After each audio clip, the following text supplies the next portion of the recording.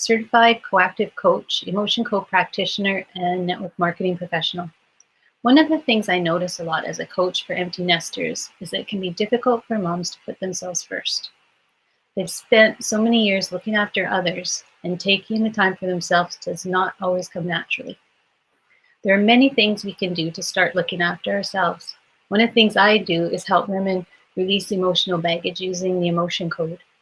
Another thing that is good to do is spend time with yourself. One of the best ways to do that is through meditation, although at first it can be hard to do. I know for me, it was pretty hard to take that time and turn off all those thoughts that are running through your head. The good thing is there are numerous ways to meditate, and when you take the time, there are many benefits that will come to you. Today, I'm here with my friend Mandy. As a calibration coach, yoga, and meditation teacher, Mandy helps people tune to the pure positive energy of their inner being through meditation and thinking and feeling more on purpose. In addition to a Bachelor of Physical and Health Education and Bachelor of Arts degree from Queen's University, Mandy's trained in coactive coaching through the Coaches Training Institute. She studied meditation and Tibetan Buddhism at Kopan Monastery in Nepal, completed yoga teacher training in LA, and subsequently has taught thousands of classes and students over 15 years as a certified facilitator of the work of Byron Katie, and has traveled across the globe for study, training, travel, and work.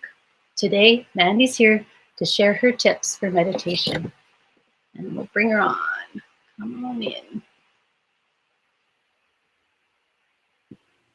Hey, Mandy. Hey, Cora, how's it going? Good. So happy to have you here with us today. Thank you. I'm happy to be here. It's great to see you. Yeah.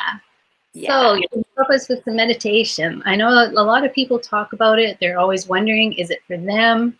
And I think in some ways it's scary to think about just trying not to think about anything. So Oh, maybe yeah. share us. 100%. I've definitely gone through phases of being scared. Even I was talking to a friend the other day about, she was like, I get mad when I meditate. And I'm like, yeah, I've been there because, I for a long time didn't know why I was doing it. And I felt like I was almost behind in my life anyways. And I didn't want to kind of waste my time, like sitting still and doing nothing. And so it's taken me a long time to understand the purpose behind it, what's really, you know, how it translates into my life and how it can really enhance, myself, my body, my life, my relationships, decisions I make, everything like that. Like, how does it actually play out in life? So it's definitely been a process, but I'm happy to report that from, 26 seconds, the first time I really meditated by myself, I'm now up to like, I love it so much now, and I see how it plays out. So. Yeah, I know. And I think that's part of it, especially these days. There's so much going on. Some people might not even know how to fit it into their day. I know with my coaching clients, whenever we talk about taking time off, especially away from technology and just taking some time to just sit and think, that's when they come up with their best ideas and what they Yeah. want to do. So maybe you can give us some tips how to get started. Yeah, 100%. And what you just said is exactly the purpose of it, because often we talk about it being an empty mind.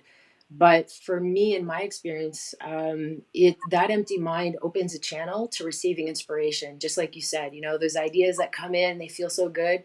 So when I started to understand that meditation really offered that, that was sort of how it played out and connected to my life. It really took on another level. So I have a whole list of tips, and I went through them all, and I was like, let's keep it simple. And so I picked three that I thought were really powerful, simple, maybe not necessarily easy, but with practice, your life will absolutely change. So the three tips, I'll just say them really quickly. They're three words, and then I'll go into them a bit more. The first one is consistency. The second is focus. And the third is exercise, which is a bit different than usually, when I hear about tips on meditation. But so in terms of just going through them a bit more in depth, practice consistently. The reason for that, and I think it's, we all kind of know how powerful doing something regularly can be to creating momentum, to creating shifts, breakthroughs, all of that. So, I think if you can create some manageable, consistent practice, you're going to really see some results. And if that means, a lot of people recommend 10, 15, 20 minutes a day of meditation. I really like to coax myself into not being intimidated into doing it. So for me, I'm all for just 1 minute, if that's what it takes to set aside on a consistent basis at the beginning, just 1 minute where you close your eyes, in a place where you're not going to be disturbed, that will grow. And I think the key is consistency. I liken it like a rocket ship that's taking off. It needs booster rockets at the beginning to get into orbit. But once it's left that gravitational pull, it releases the boosters. And so I find, especially when I teach yoga, I mention to students, if you can do a little bit more and keep it consistent, especially at the beginning, it's going to give you that boost, a little bit of extra power to create that shift that you're looking for. And then that kind of feeds into you wanting to do a little bit more because you're seeing results. So that's why I think consistency is a really important, of all the things I could offer, I would say just create some consistency that's manageable. The second tip is focus. So when you are sitting still and closing your eyes, having a steady point of focus is, keeping that in mind as what you're attempting to achieve. And the way to do that is you can do it through the breath. One idea for a steady point of focus could be a very boring sound. So the hum of a heater, an air conditioner, a dishwasher, the dripping of a faucet. Sometimes music can be good. You just don't want to play, the song that reminds you of your ex, kind of thing. Yeah, just keeping in mind that a steady point of focus, and I'll get into this more later, if we want to go through more tips, but um, having a steady point of focus just allows you to, I think it's important to be kind to yourself. So, and almost assume that you're doing it right. Because a lot of times, when thoughts come up, we hear this a lot: observe the thoughts, let them go, and go back to your breath. And I think it's really important to acknowledge that it's not a mistake when a thought comes in, because our brains are designed to think. And so it's very natural, very normal for a thought to come up. And then it's a matter of just keeping that steady point of focus, bringing your attention back to the breath, back to that gentle hum of the heater or the air conditioner, and just keep coming back to that. And what will happen with the consistency is over time, you're going to start to have some breakthroughs where instead of following that thought down the trail for a little bit, you're going to more quickly go back to your breath and start to, and also I always wondered, like, how do you know when you're meditating correctly? So for me, what I've discovered is it's a feeling of detachment. It's a feeling of, not knowing my hands from my feet. It's kind of, instead of being identified with the physical apparatus of our bodies, it's really becoming more of a conscious awareness. And, my head starts bobbing like after a while, and it's very natural, and it feels really good. But I noticed that. And so there are certain sort of indicators of floating, detachment. I know that Byron Katie has said, or maybe it was Esther Hicks, that they feel like they're being breathed. Instead of breathing, it's that you're being breathed, and it's very gentle. And so, anyways, all to say, the second simple tip, it's not, again, maybe not so easy, but with practice, it will create a change, is to maintain a steady point of focus, keep coming back to your breath, be nice to yourself about it, and that will create some shift over time. So we've got consistency, focus, and the third one is exercise. And the reason for this, and maybe it's because I'm a yoga teacher and it's really helped me out a lot, but one of the premises of therapeutic yoga is to create space in your body and to align your joints very systematically. And what that does over time is it releases pain and it allows you to sit still without fidgeting.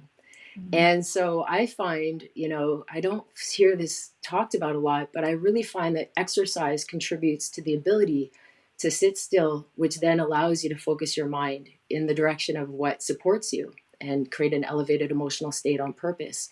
So I count exercise, and yoga might be a practice that works for you. There's a lot of different kinds. Yin yoga is great for the lower back, hips, legs, just letting you sit still. So I definitely count exercise as one of the simple tips. So I would say if there are three simple tips that have really, helped my practice and helped others, it would be consistency, a steady point of focus, and exercise. Yeah. And with the focus, can you do, I know with the, I was doing the Deepak and Oprah meditation, and he gives you like a mantra to say so that Yep. you kind of have something to think about, and it kind of distracts you from thinking about your own thoughts as well as thinking about breathing, something like that. Definitely. Yeah, I've been doing some of his too, and he's got a great voice. Yeah. So, that really, he just brings you in. And yeah, mantra is great. So, because we're all different learners. Some people are visual, some are audio. So, one of the tips I do have too is to experiment with different styles of meditation. Um, and so mantra's fantastic. Sometimes people keep their eyes open and look at the flicker of a flame, on a candle or something like that works for them. So, and again, anything to kind of bring you into that detached state where you can on purpose move into a feeling of contentment, really. Like, if we really get it, strip it down to something very simple, it's a space for you to feel content and to feel this feeling of satisfaction, because that will actually shift your body's chemistry over time. Your brain waves start to shift. Joe Dispenza does some amazing work on that. But yeah, mantra is great. And in terms of trying different styles that could support you in that steady Yeah. point of focus, I started again with the Tibetan Buddhism at Kapan Monastery. So I had guidance for a couple weeks, and then I did a retreat, and then I went home and I did it on my own, and I lasted 26 seconds. Okay. So I went back to guided meditations, Yeah. and you can try, there's a ton out there. I was just Um, asking about that because I think that's also helpful for people that are just starting and are worried about, how do I turn off my brain when I've got, like, that saying, a million tabs open in there, and you're thinking about all the mundane things that you need to do or don't want to do. Sometimes if it's a guided meditation, then it just distracts you from listening to your thoughts and goes Definitely. peaceful. Yeah, definitely. I mean, those have been so helpful, I know, for me and for a lot of people. And so I think, importantly, find ones that work for you and that feel really good and that obviously help you. And as you evolve in your practice, you might find that you've saturated, particular guided meditation, and that's perfectly okay and natural. And then just keep moving on to something else. I know that was my process, is going through different guided ones. And then I started doing more of the focusing on the breath. And that could be something like the visceral sensation of air moving through your nose. I started to then really tune into the visceral feelings within my body.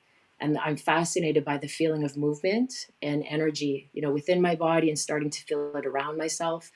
So those are like mantras, the visceral feeling of movement within your body, focusing on your breath, focusing on a flicker of a flame, the sound.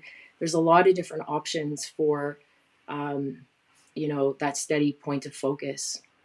I also had someone tell me one time too, which I think was a great idea, is when, especially when it's so nice outside now that we're getting into spring, is to do like a walking meditation. Like, Yeah, that's the definitely. other thing. People are like, I don't know if I want to sit here cross-legged, with my hands, and there's so Yeah. many different ways, and focus on the nature that you're seeing, because it's that also really helps you to get grounded, right? Yeah, definitely. I remember I did those. We did those in at the monastery, and we would focus on, even your feet or your breath while you're walking, or a mantra. I'm pretty sure we had those while we were walking. So yeah, walking's great. And again, do, because I love knowing that the end result of all of this is to kind of move yourself into a state where when your eyes are open, you're appreciating what's around you. It's Yeah, like smoothing out your energy. I had a yoga mentor who at the end of class would say, just comb your energy. And at the yeah, beginning, I was like, what? But then, as you start to, it's just smoothing out your vibe, smoothing out your energy. So if we're walking meditation and you just feel so good in nature, I mean, focusing on your breath. And what I love about it is this is sort of brings the locus of control within yourself. So my whole goal has been to, find a way to feel better deliberately, independent of the conditions around me.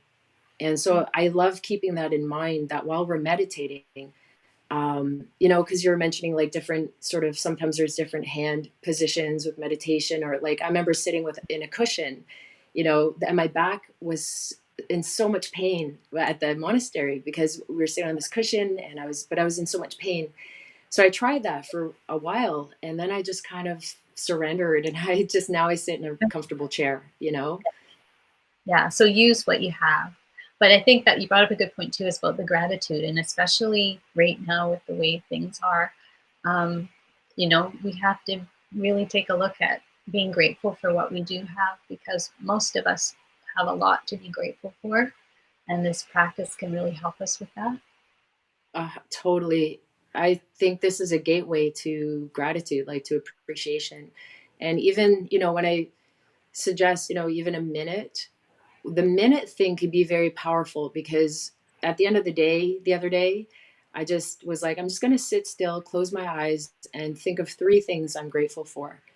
And just, in my head, I'm like, it's going to take like 1 minute. And so it lets me do it without resistance because I can do a minute. And Yeah, then when I close my eyes and I think of the things, I kind of had forgotten that that happened during the day, and it was amazing, where I have these. So it's really great to bring that. That's not necessarily meditation, but I love that meditation over time positions you to receive the feeling of appreciation a lot more easily. It kind of just opens the channel to create a different reference point emotionally in your life where you have access to appreciation a lot more quickly. yeah. And I think, and it might be a good starting point for people, especially if you think you don't have time or you can't do it. You might be able to do 5 minutes in the day, but do 1 minutes. Yeah, that's a great idea. Actually, I hadn't thought of that. That's awesome. Just to keep in the positive place, because there's so much stress and anxiety about what's going on in the world right now, and we need to stay positive because we don't have a lot of control about what's going on. Yeah, I was going to say exactly that because, one of the things I've learned is, what I really do have control over. And ultimately, it has to start within me, which is why I love helping people to tap into their inner guidance because you always have access to that. And I can't always access, other things in my life that are conditions that are changeable that I don't control, but I can really always have access to this resource. And it really is a resource. When I meditate, Mhm. it's like plugging in and charging up. Like it's almost like not eating a meal, but it's like kind of like fueling up. I really do feel this sense of being resourced. Yeah, cool. Well, as we're kind of wrapping up, everybody, you probably notice along the bottom of the screen, you'll see my website. You'll also see Mandy's website, which is feelinfree.com. And if you want, you can get Mandy's tips there. She's got a booklet, Feeling Free Meditation Guide, that has way more tips and suggestions, I'm sure, in there. She just gave us the 3 today. So if you want to get the rest of the list, you can get that through Mandy's website. Yeah, definitely. I'd be happy to Yeah, send you the PDF. perfect. And did you want to have any other last little tips, suggestions to leave us with today? The biggest one that comes to mind is just to be kind to yourself. With this whole practice is to soften and to just, we're all in this together and we're all doing the best we can. And, if you really look at every moment, you really are doing the best you can, given all the circumstances and everything. And I think the biggest, if there's anything I could express, and want to give anybody is just to, be nicer to yourself and be kind to yourself through this process. So, yeah. Beautiful. So again, everybody, thanks for joining us today. Any questions, feel free to reach out to either myself or Mandy. And if you have any questions, we'd be happy to help you. And have a great rest of the day, everybody. Talk Thank to you you for soon. having me. Thank you, Cora.